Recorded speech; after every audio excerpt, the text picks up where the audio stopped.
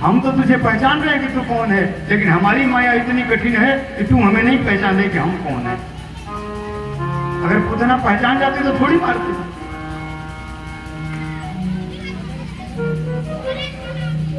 लेकिन चलो कुछ भी हो, तूने गोद में उठाया है, दूध पिलाना चाहती है। अहो बकीयम स्तन कालकूटम,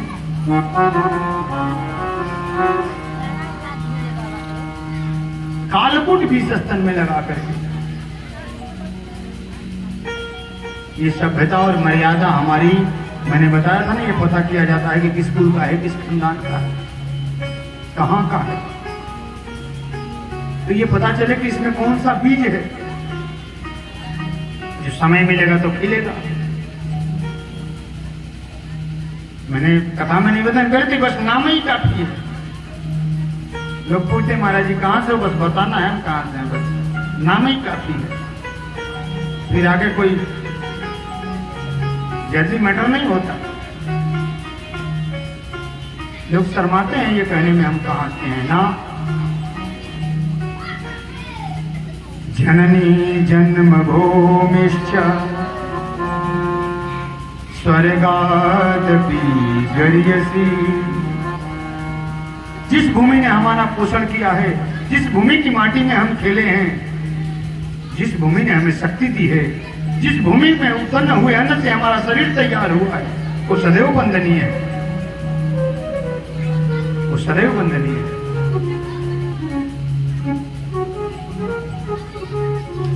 बात जहां अपने धर्म की हो, बात जहां अपने भूमि की हो, बात जहां अपने देश की हो, बात जहां अपनी संस्कृति की हो, वहां चुप नहीं रहा जा सकता महाराज।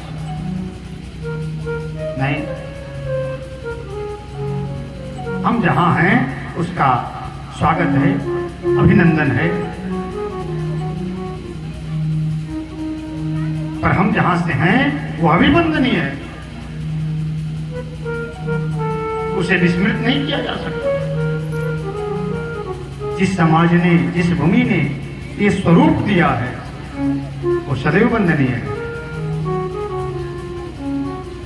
जिसकी आंचल में आप इतने बड़े हो, जिस समाज ने आपको संस्कार दिया, संस्कृति दी, शिक्षा दी, उसके ऋणी हैं आप।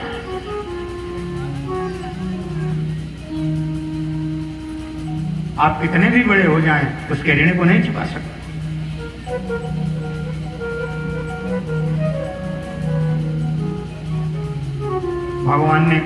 भगवान ने जब स्तन पर मुख लगाया तो अपनी आंखें बंद कर ली। ये हमारी संस्कृति है। एक अबोध बालक भी जब दूध पीता है तो अपनी आंखें बंद कर लेता है। ये संस्कृति है हमारी,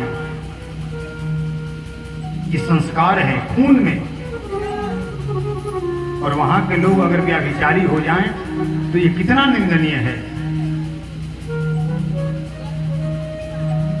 जहां एक बालक भी स्तनपान करते समय अपनी आंखें बंद कर लेता है, वहां अगर कोई कुदृष्टि को विचार से किसी को देखे तो कितना निंदनीय है।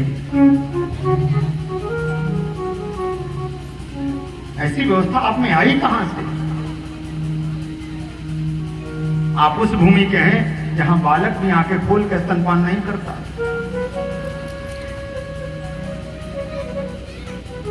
इतनी मर्यादा है। और वहां जवान होने पर आपकी दृष्टि में इतने कुविचार कहां से आ गए? जहां का गिद्ध भी सम्मान की रक्षा के लिए अपना प्राण गंवा देता है, वहां के मानव में इतने कुविचार कहां से आ गए? ये विचार का विषय है। जहां का मनुष्य छोड़ो, बंदर छोड़ो, जहां के बंदर सेना बना करके टूट पड़े सम्मान की रक्षा के लिए। लोग कहते हैं बानरे हवा का। जहां के बंदर में भी इतनी समझ है,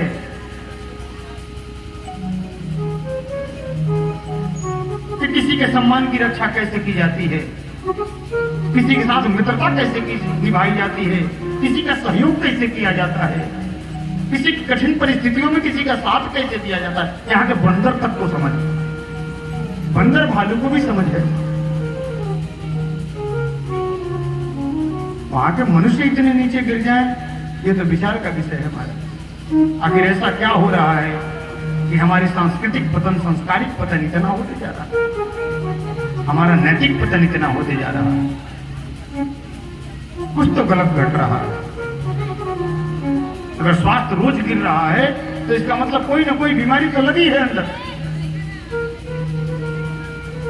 अगर प्रति क्षण हमारा नैतिक पतन हो रहा है तो हमारी संस्कृति में कोई ना कोई बीमारी तो लगी गई। ये विचार का विषय है। गाली दिया जाता है कि एकदम गिद्धे हवा का, ऐसी गाली नहीं। किसी की दृष्टि बहुत खराब हो तो बोला जाता है कि बिल्कुल एकदम गिद्धे तो ना हवा, ऐसा किया जाता है।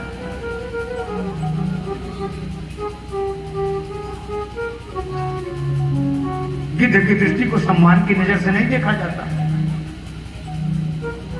लेकिन भारत भूमि का एक गिद्ध भी किसी के सम्मान के लिए प्राण गंवा देता है, वो किसी के चरित्रहीनता नहीं करता। वो जानते थे जटायु की रावण से लड़ने पे मैं नहीं जीत पाऊंगा, फिर भी किसी के सम्मान का हरण हो रहा है तो मैं चुप नहीं रहूंगा। और हम कितने नीचे चले गए आज कि पड़ोसी के घर कुछ घट रहा होता है तो हमें आनंद आता है। हम सोचते हैं घटने तो बड़ी चालाक है। जटायु को किसी ने कहा नहीं था कि सीता की रक्षा के लिए जाके लड़ जाओ। सीता ने पुकारा भी नहीं था कि आप आइए हमारी रक्षा कीजिए, आप आ जाइए। नहीं,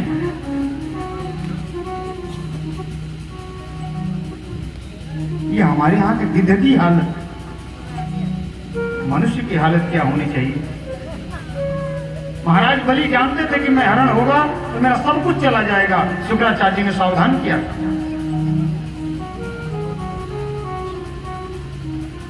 हमारे यहाँ मनुष्यों की ये संभावना है, हमारे यहाँ मनुष्य होने का ये मतलब है। जबकि राक्षसों के राजा थे, गाली है राक्षस का ना हुआ। हमारे यहाँ राक्षस भी धर्मगत होते हैं, न्यायगत होते हैं, विचारगत होते हैं। ये हमारे यहाँ राक्षसों का चित्र है।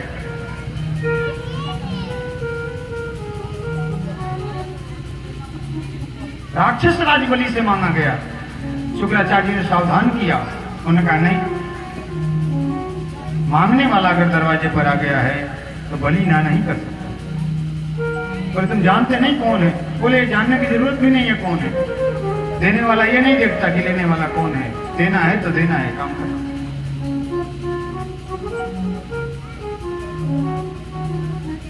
दान की परिपाटी तो हमारे यहाँ मनुष्यों में ये है कि हमारे यहाँ के जो मनुष्य होते स्वप्न में किए दान को स्वीकार करके श्मशान चले जाते हैं। महाराज हरिश्चंद्र ने स्वप्न में दान किया। विश्वामित्र जी आकर सवेरे बोले कि मुझे दान किया है स्वप्न में। बोले हाँ, स्वप्न में किसी को तो दान किया हूं, वो आप हैं?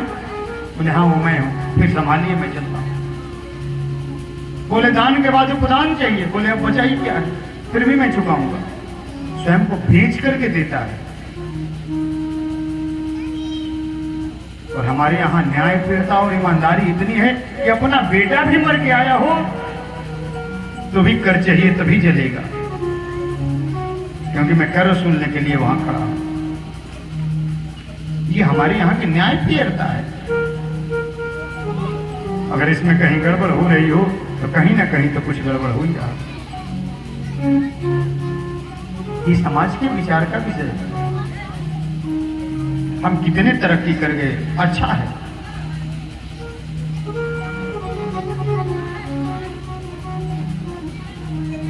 तरक्की हो, आविष्कार हो, आधुनिकता हो, स्वागत है उसका। पर विचारों के पतन पर ये नहीं।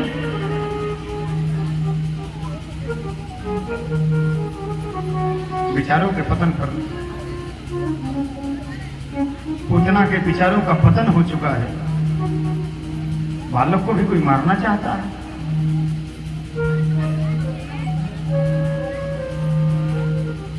लेकिन कन्हैया फिर भी वात्सल्य से भरे हैं। मातृभाव से भरे हैं। बोले मारना चाहती है तो भी ठीक है, दूध तो पिला रही है, चल कोई बात नहीं। तो जब पिलाई रही है हमें, और जब हमें उठा ही लिया है, जब हमें अपना लिया है, हमें जब हृदय से लगा लिया है, तो जो हमें हृदय से लगा लेता है उसकी गति तो होनी ये तय है। जो परमात्मा को हृदय से लगा ले, चाहे जैसे भी लगा ले, भाव कुभाव अनख आलस हूं, चाहे जिस तरीके से, कुभाव से ही सही पर हृदय से लगाया तो है। उसने कन्हैया को दूध पिलाया, कन्हैया प्राण ही पीने लगे, त्राहि करती हुई स्वरूप में आ गई, हाहाकार मचा गोकुल में। अब क्या हो, चराचरात्मा सन्निमिलिते क्षणः,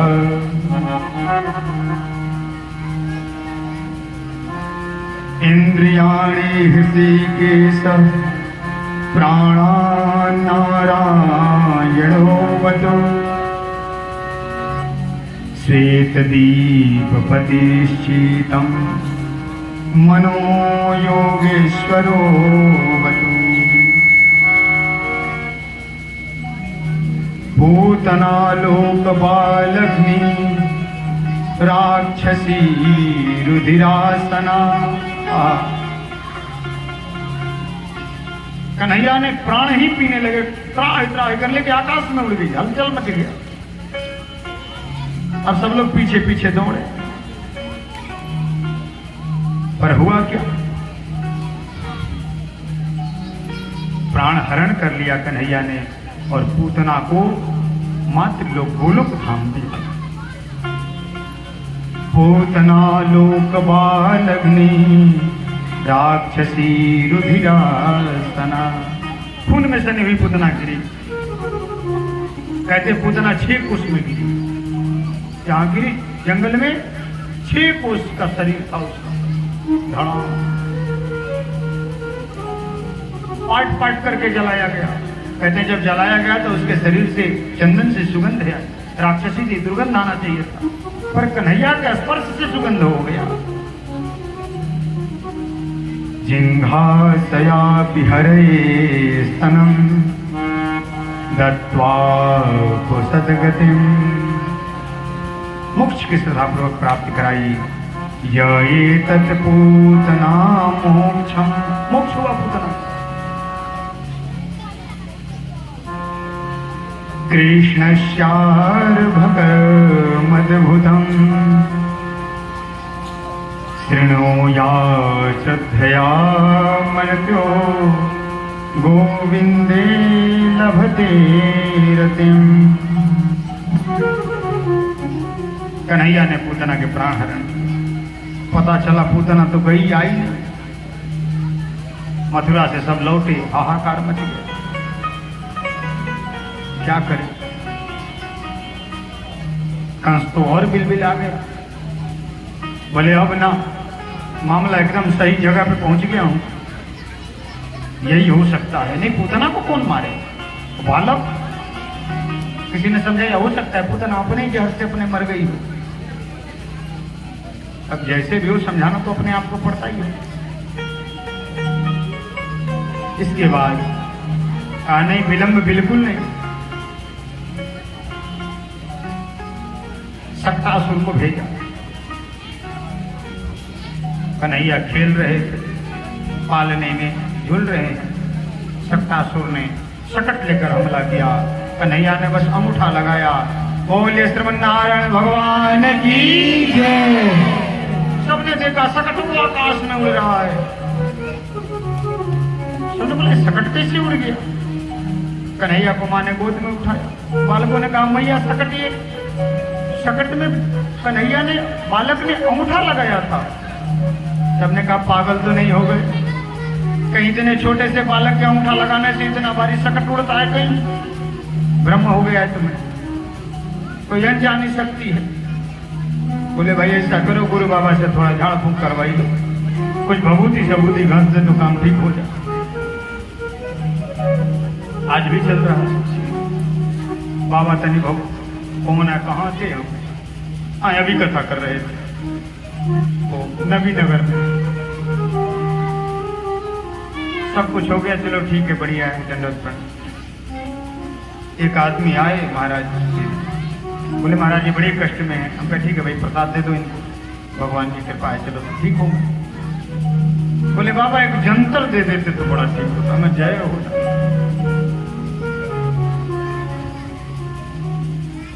हम कहे हम जंतर लगाएं कहीं आ तो ना। हम कहे जब हम अपने लिए जंतर का जुगाड़ न कर पाए तो आपके लिए क्या जंतर का जुगाड़ करें? अरे जंतर का हम जुगाड़ कर पाते तो हम अपने नहीं तो 4-5 को जंतर बांध के चलते। जंतर मंतर अभी बहुत सब हम ही लपेट लेते, हमको का कम डर है।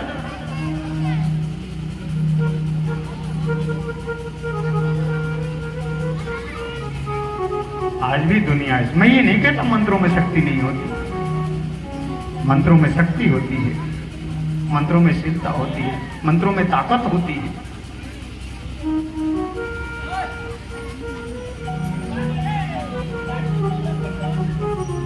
और सबसे बड़ी ताकत होती है कि परमात्मा पे आपका विश्वास हो, ये सबसे बड़ी ताकत है।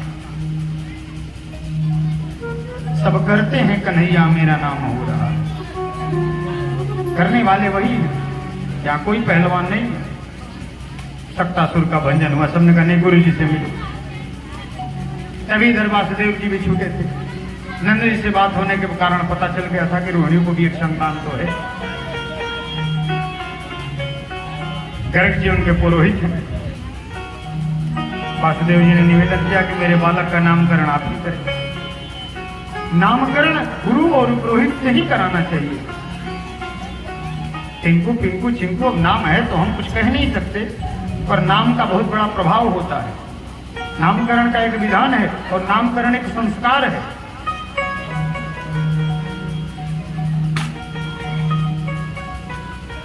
बाकी भाई कंस को तो शंका तो हो गई है, और शंका हो गई है तो कहीं ये पता चल जाए कि वासुदेव का संतान एक वहां भी है तो यहां भी मुसीबत आ जाएगी। इसलिए नामकरण गुप्त तरीके से हो जाए। गर्ग जी भी पधारे थे और यहां आकर के उन्होंने गुप्त तरीके से नामकरण करने का विधान निभाया। नामकरण हो ही रहा था, सब लोग बैठे थे। सबने कहा ये बाबा सुने बड़ा ज्ञानी है, और बाबाओं के साथ ये भी दिक्कत है। बाबा आए तो बाबा की परीक्षा भी होती रहती है। बाबा को हर समय टेस्ट ही देना पड़ता है। हमारे पढ़ाई लिखाई में तो साल 2 साल पे टेस्ट परीक्षा होती है ना। बाबा जहां जाए वहां टेस्ट में लोग डाल देते हैं। माताओं ने कहा अच्छा देखते हैं, बालक बदल लेते हैं, अगर बाबा पहचान जाए तो हम समझेंगे ठीक। रोहिणी जी ने कन्हैया जी को धारण किया और बलराम जी को यशोदा जी ने धारण किया। गर्ग ऋषि ने देखते ही बलराम जी का नाम तो राम रखा, और बल की प्रबलता होने के कारण बलराम हुए। और कन्हैया को देखा तो कन्हैया फिर हंस दी। अब गर्ग ऋषि विचार करे हम कौन होते हैं इनका नाम रखने वाले। अब इनके नाम इतने पहले से ही हैं, हम कौन सा रखे हैं। मुखमंडल देखते जाते हैं, समाधि सी स्थिति बन जाती है। बोले बाबा हाँ ठीक है। फिर देखते हैं बार बार अपने चित्त का आकर्षण होते कर्षण होते देख करके गर्ग जी ने कहा इस बालक का नाम कृष्ण होगा, क्योंकि यह अनायास ही आकर्षित कर लेता है। कर्षति इति कृष्ण, जो अनायास ही आकर्षित कर ले, खींच ले अपनी तरफ, वही कृष्ण है।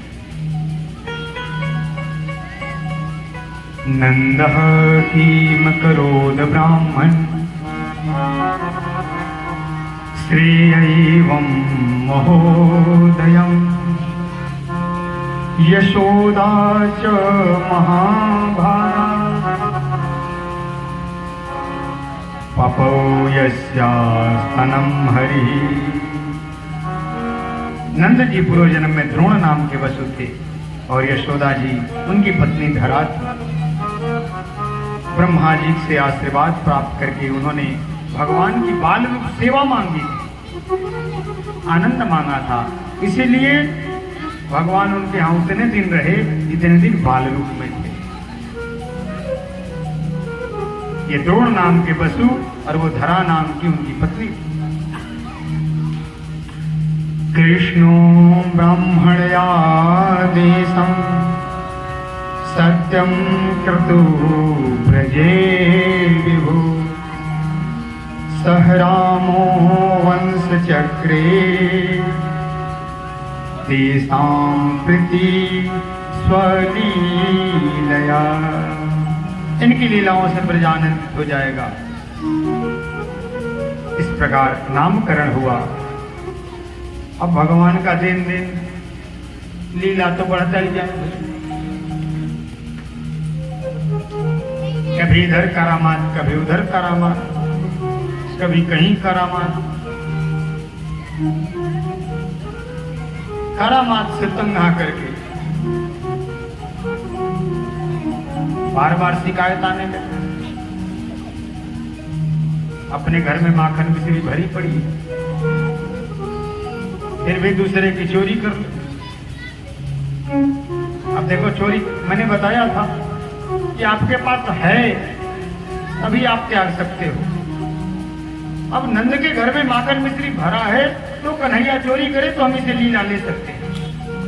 और अगर घर में एक पौवा माखन ना हो और वो भी जाके चुराए तो वो चोरी कहलाएगी।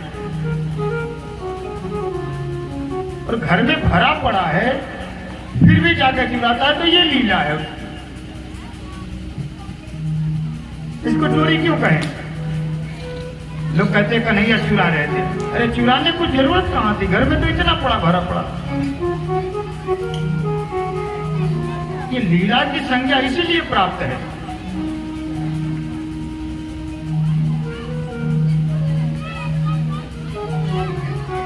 कन्हैया बार बार ऐसा करता,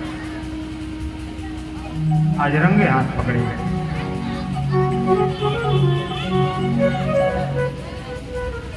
रंगे हाथ पकड़े गए तो मैया ने डांट भी लगाई और बोला घर में इतना भरा पड़ा है और मामला दूसरे के यहाँ करता है। कहने कही नहीं, हमने नहीं ली। बोले मुंह में लपटाया है तेरे। बोले ये तो जबरी लपेट दिया है समय। हम माखन खाते ही नहीं और अपने घर में भी कहाँ कमी है जो हम खाएंगे दूसरे के यहाँ। ये तो लोग हमें बदनाम कर रहे हैं। मैंने कहा अच्छा। मैया ने छड़ी उठाई, कन्हैया भागने लगे। आप विचार करो, जिनके पीछे ये पूरी दुनिया भागती है वो भी आज यशोदा मैया की छड़ी से भाग रहे हैं। कितना मनोरम दृश्य है। ब्रह्म भी भाग रहे हैं। माई कितनी बड़ी चीज होती है कि जब उसके हाथ में छड़ी हो तो ब्रह्म भी भागने लगते हैं।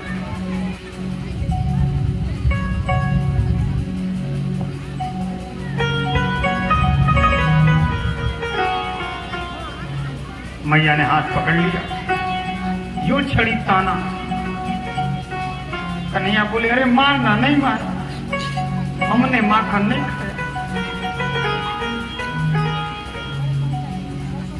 मैया मोरी